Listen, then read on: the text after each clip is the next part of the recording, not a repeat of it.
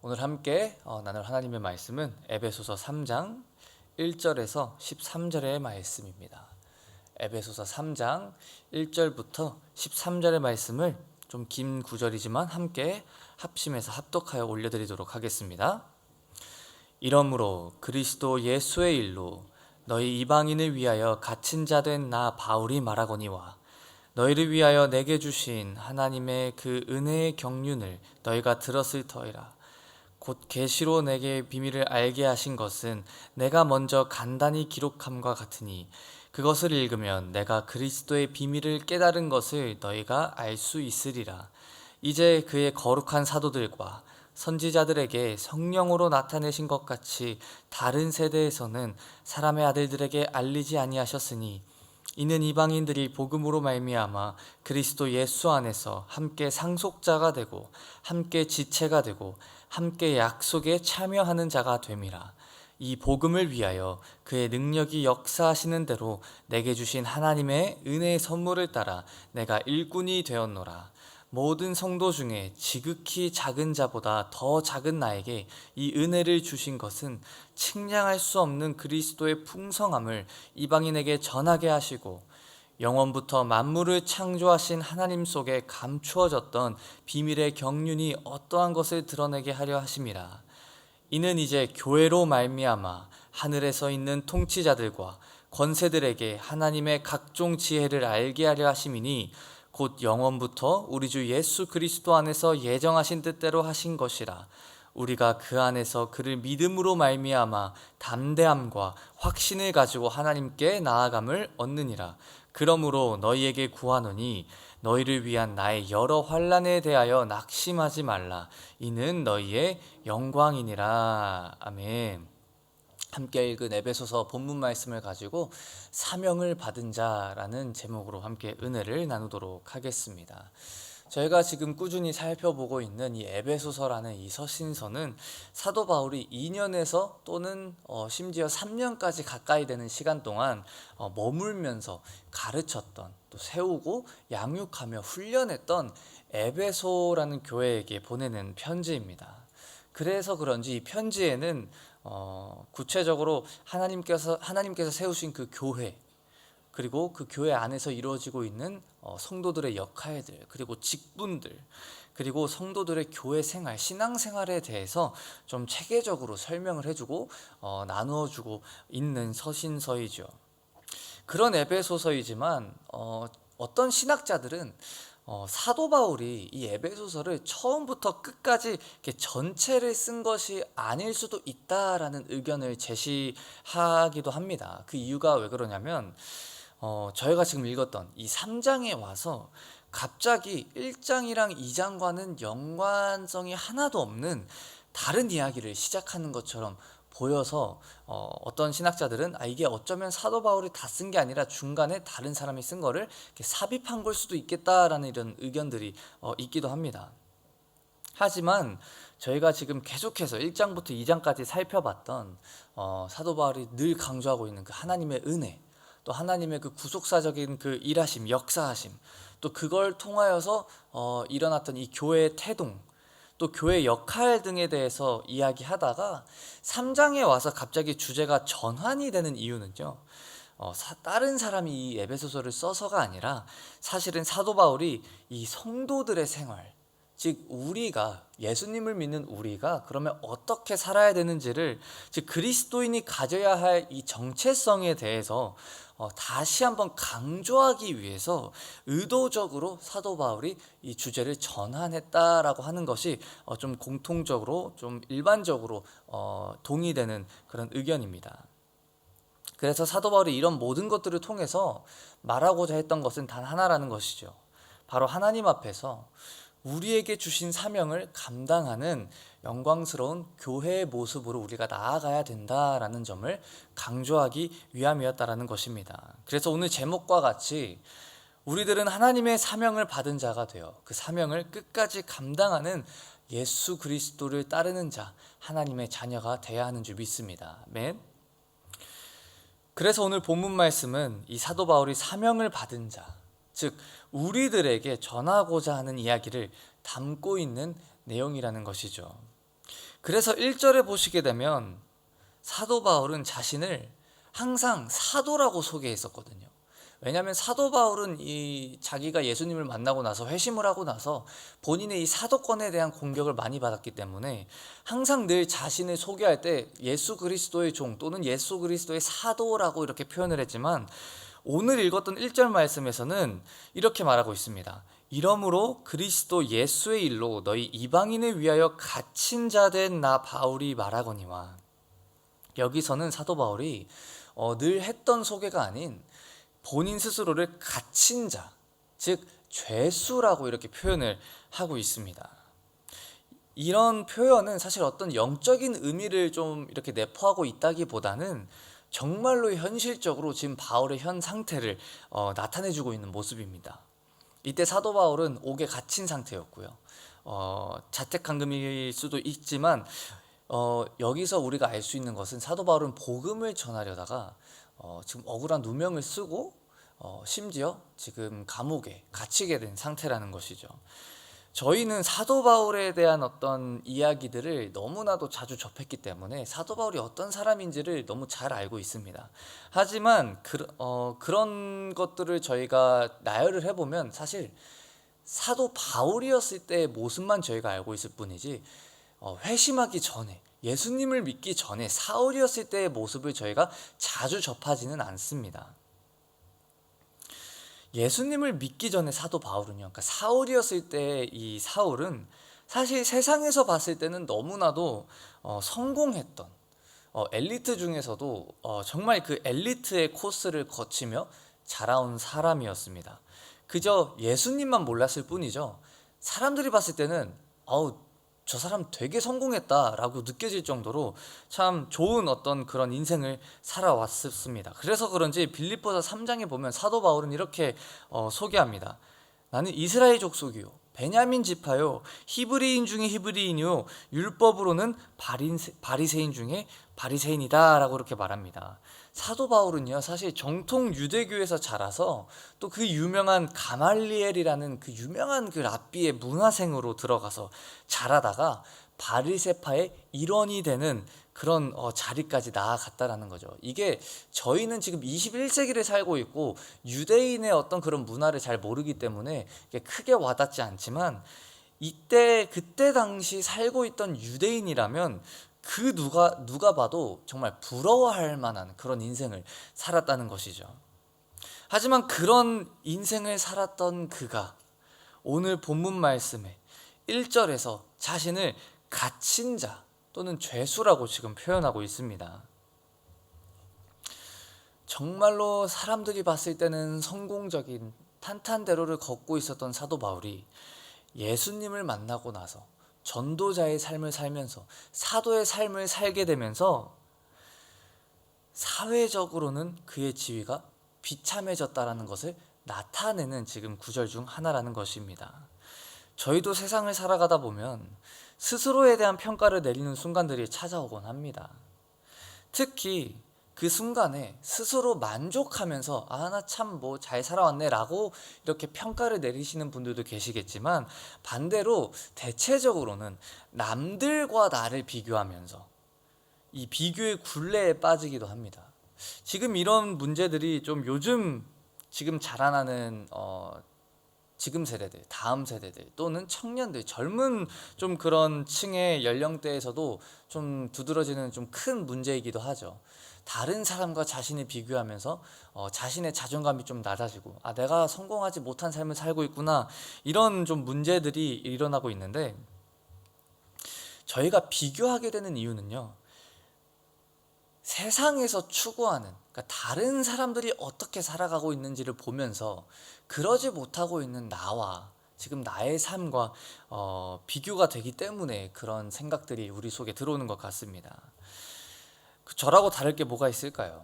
저도 신학을 공부하고 전도사 생활을 하면서 그리고 이제는 목사 안수까지 봐서 목사가 되어서 이렇게 앞에서 설교를 하고 있을지언정 저도 똑같은 사람이고, 저도 그런 순간들이 정말 그때그때 한 번씩 찾아오는 것 같습니다. 특히 제 나이 또래 어떤 지인들의 모습이나 또는 이렇게 그 SNS, 그러니까 소셜 네트워크를 통해서 접하는 다른 사람들의 모습을 보게 되면 제 스스로의 모습이 비교가 되기도 합니다.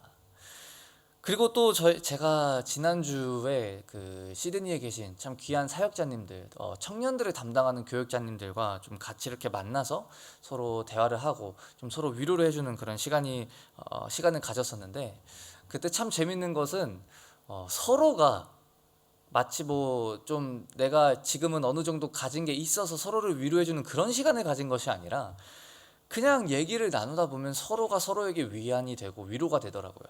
왜냐면 다른 분들도 다 똑같더라고요. 네, 다 똑같이 살아가시고 다 똑같이 힘들게 살아가시고 사역하시고. 사실 제가 같이 만났던 사역자님들을 보면 참 대단하신 분들이 많으세요. 참 오랫동안 사역을 하신 분들도 계시고 참 하나님 앞에 정말 신실하게 사역하시는 분구나, 참 정말 하나님이 보시기에 저런 모습을 기뻐하시겠구나, 참 귀한 모습들을 가진 사역자님들이신데도 불구하고 세상적으로 봤을 때는 참 다들 똑같이 참 이렇게 아둥바둥하면서 살아가고 계시더라고요. 우리가 남들과 비교하며 남들이 추구하는 것으로 나의 정체성을 채우려고 하는 것이 아닌, 우리는요, 하나님이 주신 정체성, 하나님이 주신 사명을 끝까지 붙들고 나아가야 되는 줄 믿습니다. 그렇기에 사도 바울은 본인에 대해서 이렇게 스스로 당당하게 소개하고 나아갑니다. 나는 갇힌 자 된 자, 나는 죄수이다. 왜냐하면 죄수라고 표현했던 그 죄수가 된 그 이유가 바로 예수 그리스도 때문이었기 때문입니다. 그리고 자신을 그렇게 표현하고 나서 바로 이어서 2절에서 보시게 되면 이 자신의 변화된 삶, 그러니까 지금 어떻게 보면 처량하고 처참한 이 변화된 삶을 통해 하나님의 은혜, 즉 복음이 이방인들에게도 전해진다라는 이 은혜의 경륜을 알고 있다고 자신 있게 선포하며 나아갑니다. 2절에 보시면 이렇게 나와 있습니다. 너희를 위하여 내게 주신 하나님의 그 은혜의 경륜을 너희가 들었을 터이라. 여기서 이 경륜이란 이 단어는 헬라어로 보면 오리코노미아에서 번역된 단어입니다. 그리고 이게 어떤 의미를 가지고 있는지 사전적인 그 정의를 보시게 되면 어떤 집을 경영함이란 뜻에서 이 집의 재산을 관리하는 것을 의미합니다. 그래서 하나님의 은혜의 경륜이라고 이렇게 표현할 때는 어떤 의미를 가지고 있냐면요, 이 하나님께서 그 은혜를 우리에게 주시기 위해 행하시는 경영 또는 관리, 또는 저희가 알아듣기 쉬운 말로는 하나님의 섭리라고 이렇게 이해할 수 있습니다. 이러한 점을 봤을 때 은혜의 경륜을 받았다라고 이렇게 말하는 사도 바울은 세상에서는 볼품없는, 세상에서는 보잘것없는, 세상에서는 실패자라고 여겨질 수 있는 그런 모습이지만 자신의 변화된 그 삶이 이 하나님의 섭리, 이 복음을 전하는 도구로서 쓰임을 받고 있다는 것을 강조하고 있다는 것이죠. 이러한 점에서 우리도 함께 위로를 받고 하나님의 위안을 받길 축복합니다. 세상에서 살아가다 보면 우리가 갖춰야만 하는 것들을 보고 듣고 거기서 영향을 받게 됩니다.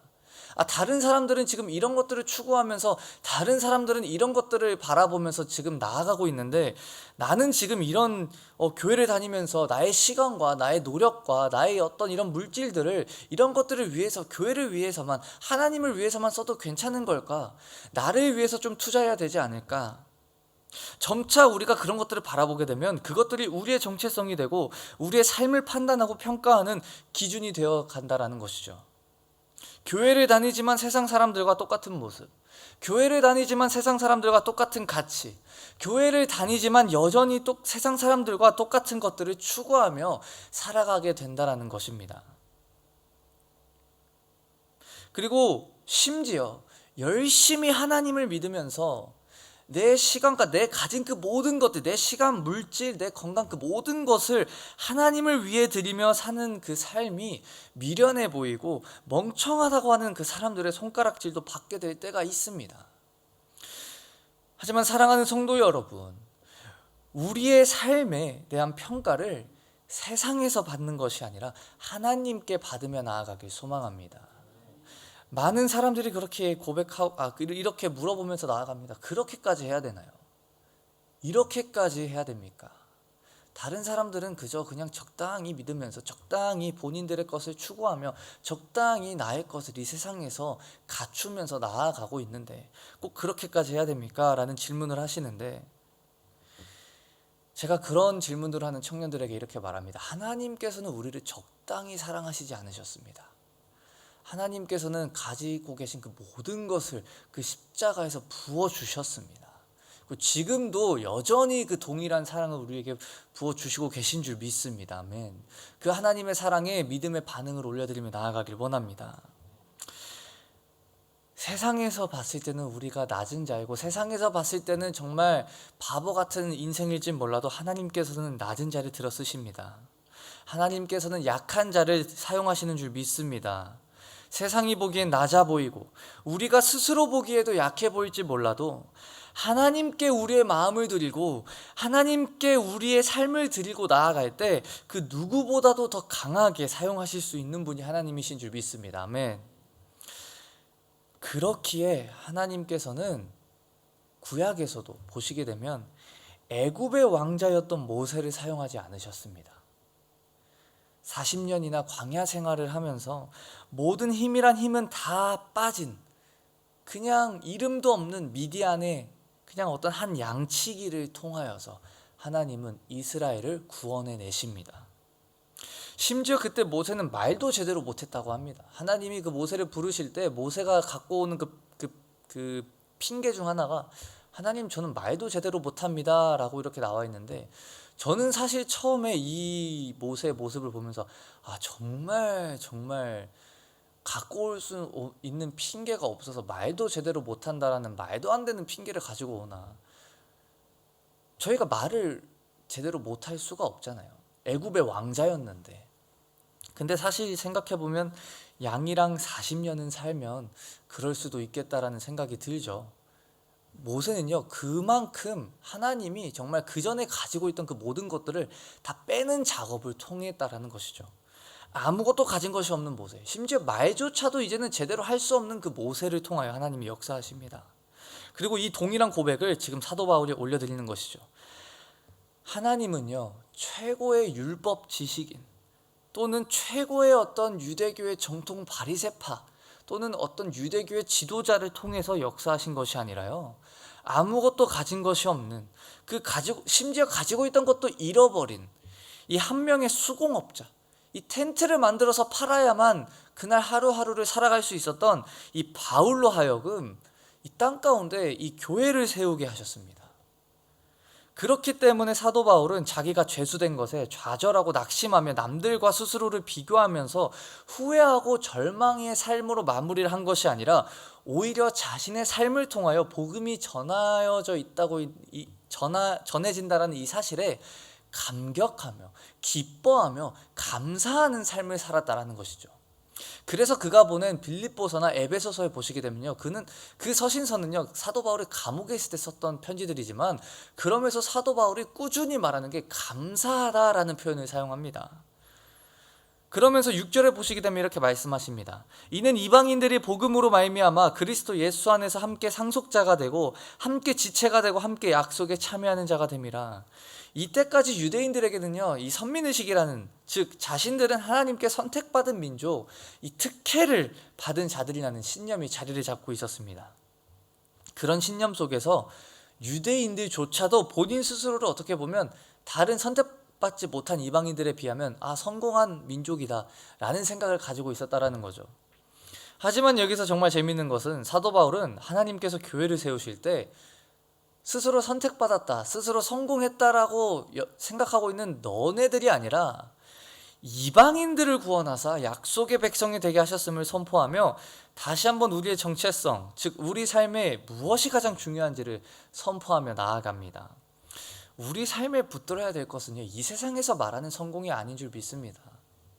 우리에게 맡겨주신 그 사명, 우리에게 부어주신 그 새로운 정체성대로 살아가는 그 우리의 일상, 그것이 우리가 하나님께 받은 사명이며 잊지 않아야 되는 우리의 정체성임을 우리가 붙들고 나아가야 된다는 것이죠. 바울은 이 비밀을 깨달았기에 하나님이 주신 은혜의 선물을 따라 본인이 이전에는 죄수라고 표현했지만 이제는 또 일꾼이라고 표현합니다. 7절에 보시면 이 복음을 위하여 그의 능력이 역사하시는 대로 내게 주신 하나님의 은혜의 선물을 따라 내가 일꾼이 되었노라. 우리가 일꾼이 된 이 일은요, 우리의 능력이나 재주를 따라 된 것이 아닙니다. 우리가 세상적으로 뭔가를 갖추고 있고 뭔가 하나님이 보시기에 또는 사람들이 보기에 저 정도 됐으면 이제는 쓰임을 받을 수 있겠다 싶어서 일꾼이 된 것이 아니라 은혜의 선물을 따라인 것이죠.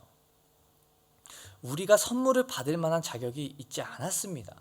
하지만 여전히 오직 하나님의 그 능력이 역사하시는 대로, 즉 하나님의 전적인 주권에 의해 우리를 하나님이 부르셨고요, 우리에게 그 은혜를 주셨고요, 이제는 그 은혜를 전파하는 일꾼이 되었다는 것입니다. 얼마나 희망적이고 얼마나 우리에게 위로가 되는 말씀입니까? 제 스스로만 봐도 제가 감히 우리 사랑하는 성도님들 앞에서 이렇게 말씀을 전할 수 있는 사람이 아닌 것을 저는 제 스스로가 압니다. 얼마나 부족하고 얼마나 연약하고 얼마나 약함을 가지고 있는데, 이런 것들을 제가 아마 성도님들께 다 이렇게 저의 모습들을 이렇게 드러내고 한다라면 지금 제가 하는 이 설교 자체도 은혜가 안 될 수도 있어요. 심지어 반대로 은혜가 될 수도 있겠네요. 저런 사람도 저런 설교를 하는데, 저런 사람도 이런 은혜를 나누는데. 하지만 저희의 어떠함이 아닌, 우리의 자격이 아닌, 우리는 하나님의 그 전적인 은혜, 그 하나님의 사랑을 받은 자입니다. 나의 보잘것없는 이 모습은 상관이 없다라는 것이죠. 이게 바로 그 하나님의 은혜의 선포라는 것입니다. 우리의 정체성은 복음에 의해 규정되는 줄 믿습니다. 아멘. 지금 어떤 상황에 있고 어떤 평가를 받고 있든지 간에 지금 이 자리에서 예수 그리스도의 그 향기를 드러내는 삶을 사는 것이 지금 우리에게 주어진 사명이라는 것이죠. 이 땅에 살아가면서 있는 그 자리에 그리스도의 향기를 풍기는, 하나님을 아는 그 지식, 하나님을 알게 하는 그 향기를 내뿜는, 하나님의 복음이 무엇인지, 이 복음대로 사는 것이 무엇인지 그 은혜를 전파하는 도구로서 우리의 사명을 감당하길 축복합니다. 그렇기에 이어서 바울은 이 낮은 자를 사용하시는 하나님의 섭리를 설명하면서 나아갑니다. 8절부터 10절에 보시게 되면요, 바울이 사용하는 표현들에 보시게 되면 저희는 절대로 우리 스스로에게는 사용하지 않을 것 같은 표현들을 쓰고 있습니다. 바울은요, 저희가 아까 본문 말씀에서도 읽었지만 죄수, 갇힌 자 이러다가 갑자기 8절, 9절, 10절에 오시게 되면 심지어 지극히 작은 자보다도 더 작은 자라고 이렇게 표현하고 있습니다. 얼마나 스스로를 낮추고 싶었으면 지극히 작은 자가 있는데 그거보다도 나는 더 작은 자다라는 이런 표현을 사용할까요? 인간적인 기준으로 본다면 바울은 여태까지 잘만 싸우고 있었던 자기의 어떤 그런 스펙들, 자신의 성공들을 버리고 예수님을 만나고 믿은 것 때문에 가장 낮은 자리로 지금 떨어진 사람입니다. 하지만 10절에 보시게 되면 그런 지극히 작은 자보다도 더 작은 자인 이 사도 바울, 이 바울을 통해서 하늘에 있는 통치자들과 권세들에게 하나님의 지혜를 알게 하는 데 쓰임을 받고 있다라고 지금 이렇게 선포합니다. 사랑하는 성도 여러분, 지극히 작은 자보다도 더 작은 그 삶처럼 보인 이 사도 바울이 그 낮은 자리에서 로마의 어떤 그냥 길 걸어 다니는 시민도 아닌 로마의 황제 가이사한테까지도 복음을 전하며, 심지어는 영적인 권세들에게까지도 그 하나님의 뜻을 알게 하는 도구로 쓰임을 받았다라는 것이죠. 그리고 이제는 그 사명을 혼자가 아니라 교회로 말미암아, 즉 하나님의 교회로 부름받은 지체들과 함께, 그리고 지금 우리들에게까지도 동일한 사명이 있다라는 것을 일깨워주고 있는 구절이라는 것이죠. 하나님은 하나님을 의지하는 사람들, 작은 자든 큰 자든 많은 것을 갖고 있든 적게 갖고 있든 그 한 사람을 통해, 그 교회를 통해서 위대한 일을 이루시는 줄 믿습니다. 사도 바울은 이 본인의 삶의 간증을 통해서 지금 우리들을 격려하고 있다는 것이죠. 이런 하나님의 비밀을 알고 있었기에 사도 바울은 담대하게 그리고 주저함 없이 하나님께 나아간다라고 이렇게 선포하고 나아가고 있습니다. 12절 13절 보시겠습니다. 우리가 그 안에서 그를 믿음으로 말미암아 담대함과 확신을 가지고 하나님께 나아감을 얻느니라. 그러므로 너희에게 구하노니 너희를 위한 나의 여러 환난에 대하여 낙심하지 말라. 이는 너희의 영광이니라. 우리가 그리스도 안에서 누리는 두 가지를 말하고 있습니다. 담대함과 확신이라는 거죠. 남들이 우리를 평가할 때 담대함을 가지시고 확신을 가지시길 축복합니다. 담대함과 확신을 가질 수 있는 이유는요, 우리의 기준이 이 세상 것에 있지 않기 때문입니다. 우리의 기준이 하나님께 있고, 우리의 기준이 말씀에 있고, 우리의 기준이 골로새서에 나와 있는 것처럼 위의 것을 바라보기 때문에 담대함과 확신을 가질 수 있는 줄 믿습니다. 여기서 이 확신이라는 단어를요, 다른 번역본에서 보게 되면 당당히 나아감이라고 이렇게 표현되어 있습니다. 확신을 가지고 하나님께 당당히 나아간다는 거죠. 그렇게 나아가기 위해서는 저희가 정말 우리에게 주신 그 하나님의 사명을 정말로 우리가 가진 모든 것을 다해서, 최선을 다해서 사명을 우리가 감당하기에 하나님께 당당히 나아갈 수 있는 줄 믿습니다. 우리는 하나님의 자녀입니다. 하나님이 주신 은혜죠. 자녀들이 실수했다고 내치십니까? 어떤 실수인지에 따라 좀 달라지십니까? 제가 어느 목사님의 설교를 통해서 이 아버지의 사랑, 아버지의 마음에 대해서 나눠주셨던 어떤 그 비유가 있는데, 이런 얘기를 하시더라고요. 어떤 자녀라도 실수를 해서 잘못을 저질렀지만 그 잘못에 대해서 당당한 것이 아니라 죄책감을 겪고 있고, 죄책감을 느끼면서 스스로를 막 이렇게 질타하고 자책하면서 후회하고 있는 모습을 바라봤을 때 그 모습을 버릴 부모가 없다라는 이런 얘기를 해주셨던 목사님이 계십니다. 그리고 그 자녀가 정말로 솔직하게 자신의 잘못됨을 인정하고 그 아버지에게 나아왔을 때 그 아버지는 분명히 괜찮다, 다시 한번 해보자라는 얘기를 해주실 거다, 우리가 느껴야 될 하나님 아버지의 사랑이 이런 것일 거다 라고 설명을 하는 것을 들으면서 정말 약간 그런 것일 수도 있겠다라는 생각을 했습니다. 우리의 당당함은요, 우리의 담대함과 확신은요, 우리가 잘해서 가질 수 있는 능력이 아닙니다. 오직 하나님 능력에 있습니다. 하나님의 일하심을 우리가 제한하지 않기를 축복합니다. 하나님의 일하심은요, 우리의 어떠함 때문에 제한받지 않으십니다. 바울은 그렇기 때문에 자신 있게 선포하는 것이죠. 죄수다, 지극히 작은 자보다도 더 작은 자이다. 하지만 이런 나의 삶을 통해서 하나님의 복음이 전해진다라는 것, 그리고 그런 사명이 이제는 우리에게도 주어졌다라는 것을 당당하게 선포하고 나아갔다라는 것이죠.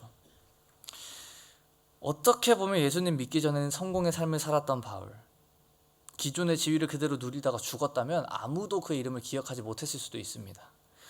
하지만 그는 그런 세상의 짧은 영화를 바랐던 것이 아니라 영원한 하나님의 영화를, 하나님의 나라를 소유하며 하나님의 나라를 바라보는 사명자로 살아가기를 선택했다라는 것이죠.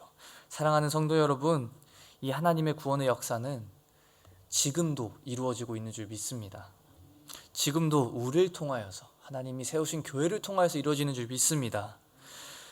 이제는 우리가 그 복음의 도구로서 하나님의 은혜의 경륜, 그 복음을 전하는 교회가 되어 하나님의 사랑을 우리의 삶을 통해 전하는 그 도구로서 쓰임받는 오늘 우리의 하루가 되시기를 주님의 이름으로 축복합니다. 함께 기도하겠습니다.